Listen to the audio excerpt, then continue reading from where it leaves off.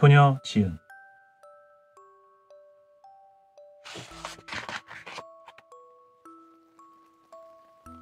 신라 서라벌에는 분황사라는 유명한 절이 있었다. 분황사 동쪽 마을에 살고 있는 가난한 백성 연권에게는 지은이라는 딸이 있었다. 지은은 어려서부터 마음씨가 착하고 부모에게 효성이 지극해 온 마을 안에 칭찬이 자자했다. 지은이는 마음씨가 꼭 천사 같구나. 영건이 저 사람 살림은 가난해도 딸 하나는 참 잘 두었지. 그 효심을 보면 하늘이 내린 딸이야. 아, 별아들 부럽지 않지 뭐. 우리 마을에 복일세.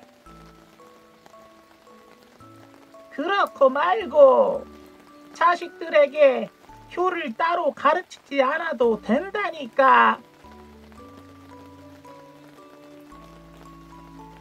마을 사람들은 입에 침이 마르도록 지은을 칭찬했다.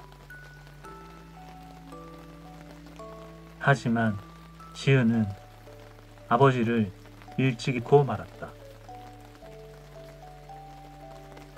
어린 지은과 어머니만 남겨둔 채 아버지가 먼저 세상을 떠나버린 것이다. 아버지! 아버지! 여보, 이제 우리는 어떻게 살란 말이에요? 지은과 어머니는 세상을 떠난 아버지를 부르며 울었다. 가난하게 살다가 눈을 감은 아버지를 생각하니 불쌍하고 앞으로 살아갈 것을 생각하니 눈앞이 캄캄했던 것이다. 지은과 어머니는 이제 살기가 더욱 어렵게 되었다. 지은은 집안일은 물론이고 마을을 돌아다니며 허드렛 일까지 도맡아 하며 몸이 약한 어머니를 모셨다. 아이고, 어린 것이 고생을 너무 많이 하는군. 지 아버지만 살아있어도 저렇게 고생은 하지 않을 텐데. 그래도 불평 한마디 않고 홀어머니를 정성껏 모시는 걸 보면 정말 기특하단 말이야. 아, 효녀 중에 효녀지. 마을 사람들은 지은을 보며 혀를 차기도 하고 칭찬을 하기도 했다. 세월이 흘러 어느덧 지은도 32살이 되었다. 그래도 지은은 시집갈 생각은 조금도 하지 않았다. 에그, 네가 시집가는 걸 보아야 내가 눈을 감을 텐데. 어머니는 딸이 시집갈 나이를 넘기고 있는 것이 가슴 아팠다. 그러나 지은은 시집갈 생각은커녕 오히려 늙으신 어머니 옆을 한시도 떠나지 않았다. 우리 어머니, 불쌍한 우리 어머니. 지은은 어머니 생각에 늘 가슴이 아팠다. 그래서 어머니를 위한 일이라면 무엇이든지 했다. 어느 날은 품을 팔기도 하고 일감이 없는 날은 동량을 해서라도 어머니가 드실 음식을 마련했다. 하지만 날마다 품을 팔러 다니고 동냥을 하러 돌아다니다 보니 너무나 힘이 들었다. 아, 이제 어떡하나. 품팔이와 동냥만으로는 어머니를 편히 모실 수가 없었다. 어머니를 제대로 모실 수 없다고 생각하니 눈물이 앞을 가렸다. 난 불효자식이야. 어머니께 좋은 음식 한번 차려드리지 못하다니. 지은은 가슴이 찢어지는 것만 같았다. 생각다 못한 지은은 마을에서 제일 가는 부잣집을 찾아갔다.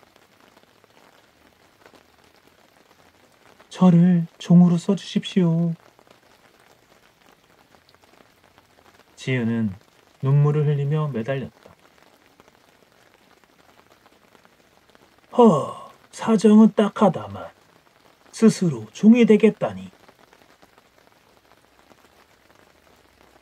저를 종으로 써주신다면 평생 은혜를 잊지 않겠습니다.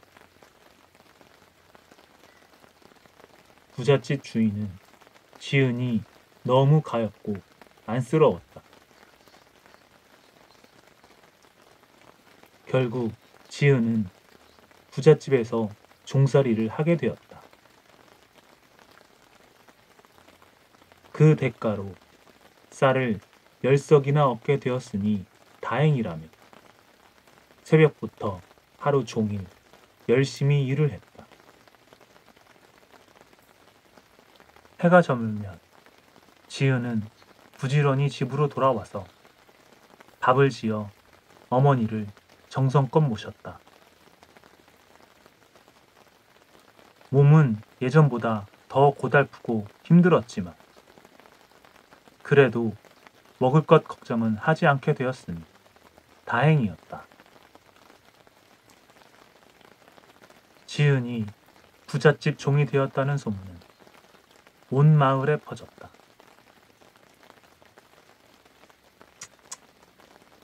오죽했으면 그렇게까지 했을까?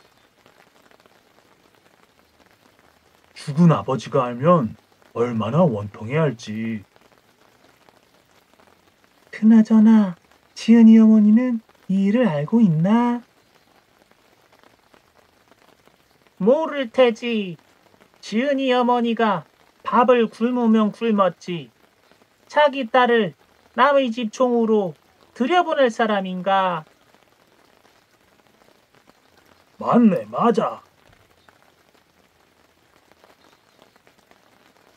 하지만 마을 사람들도 그리 넉넉한 형편이 아니라 지은을 도울 수는 없었다. 그렇게 며칠이 지난 뒤 어머니가 입을 열었다. 얘야, 전에는 밥이 거칠어도 맛은 달았는데 요즘에는 좋은 밥을 먹어도 맛이 전과 같지 않고 속을 칼로 찌르는 것 같으니 이상하구나. 무슨 일이 있느냐? 지은은 너무 놀라 입을 열 수가 없었다. 얘야, 정말로 무슨 일이 있는 게냐? 게다가 살기가 어려운 세상인데 쌀밥은 웬 것이냐? 아, 어찌해야 하나? 말씀을 드려야 하나 말아야 하나? 지은은 가슴이 미어지는 듯 했다. 사실대로 말할 수도 없고 그렇다고 거짓말을 할 수도 없었다. 어머니, 용서해 주세요. 어머니의 물음에 지은은 참고 있던 눈물을 한꺼번에 쏟으며 그동안 있었던 일을 모두 말씀드렸다. 더 이상 어머니에게 숨길 수가 없었던 것이다. 아이고 세상에 이게 무슨 병고냐. 네가 나 때문에 남의 집 종이 되었다니. 차라리 내가 빨리 죽는 것이 낫겠구나. 어머니는 목을 놓아 울부짖었다. 어머니, 제가 잘못했으니 그런 말씀 마세요. 어머니께서 안 계시면 저도 살 수가 없어요. 지은도 어머니를 붙잡고 소리내어 울었다. 아니, 이 집에 무슨 일이 있나? 왜 이렇게 슬피 우는 거야? 지나가던 사람들이 지은의 집 앞에 모여들었다.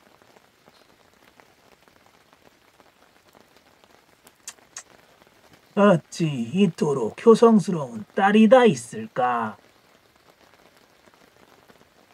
그러게 말일세. 하늘도 무심하시지. 사람들도 안타까워하며 눈물을 흘렸다. 이때 효종이라는 인정 많은 화랑이 길을 지나다 이 모습을 보게 되었다. 효종은 마을 사람들에게 효녀 지은의 딱한 사연을 들었다. 효종은 곧바로 집으로 가 아버지에게 지은이라는 효녀에 대해 이야기했다. 그렇게 효성스러운 딸이 있었더냐. 칭찬할 만한 일이로구나. 그 가난한 여인의 효성스러운 마음을 위로해주고 싶습니다. 좋은 생각을 했구나. 그 여인과 어머니에게 곡식과 옷감을 보내주도록 해라. 효종은 곧 벼 백석과 옷가지들을 실어 지은의 집으로 보냈다. 뿐만 아니라 부잣집 주인에게 몸값을 치러 지은을 자유로운 몸으로 만들어 주었다. 이 소식을 들은 다른 화랑들도 벼 한 석씩을 모아서 지은에게 보냈다. 그러자 이 이야기는 곧 궁궐까지 전해졌다. 허허, 그렇게 효성스러운 자식이 있었단 말이요. 그 여인에게 벼 500석과 집 한 채를 내려주고 부역을 모두 면제해 주도록 하시오. 왕은 신하에게 명령을 내렸다. 그리고 곡식이 갑자기 많아지면 혹시 나쁜 사람들이 그것을 강제로 빼앗고 훔쳐갈 것을 걱정해 군사들을 보내 번갈아 지키게 했다. 또한 왕은 지은이 효성을 다해 어머니를 봉양한 마을이라는 뜻으로 마을 이름을 효양방이라고 고쳐 부르게 했다.